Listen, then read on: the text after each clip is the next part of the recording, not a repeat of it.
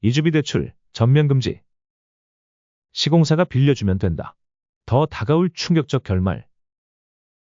전에 예언했던 대로 민주당이 되자 다주택자 이주비를 금지시켰음. 왜 이주도 못하게 이주비를 제한하냐? 공급을 한다더니 생각이 있냐? 말도 안 되는 정책이니 곧 없어질 거다 하지만 전 영상에도 말했던 것처럼 민주당은 다주택자가 이주비가 필요하다는 것 자체를 이해하지 못함. 고로 이 기준은 변하지 않을 것임. 그런데 건설사가 빌려주는 이주비는 가능하다고 하는데 왜 어느 것은 되고 어느 것은 안 되는가? 그건 대출의 성격 때문임. 이주비는 본질적으로 주택담보대출임.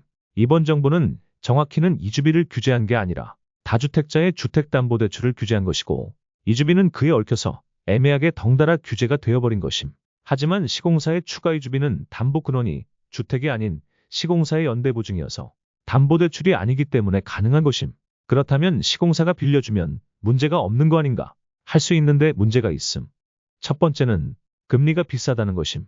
당연한 이야기인데 제일 확실한 담보인 주택이 아닌 건설사의 신용으로 들어가므로 비쌀 수밖에 없음.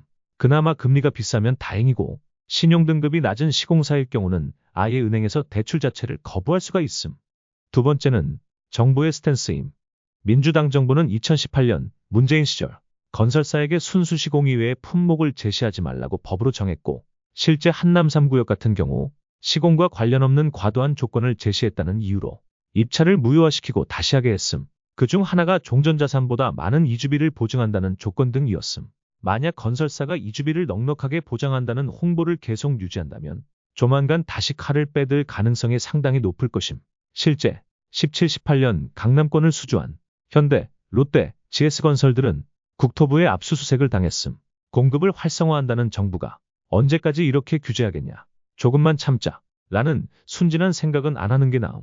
가치관의 차이임. 민주당은 공급을 해도 다주택자에게 가면 공급은 안 하는 이만 못하다. 라는 것이 기본 스탠스인 정부임.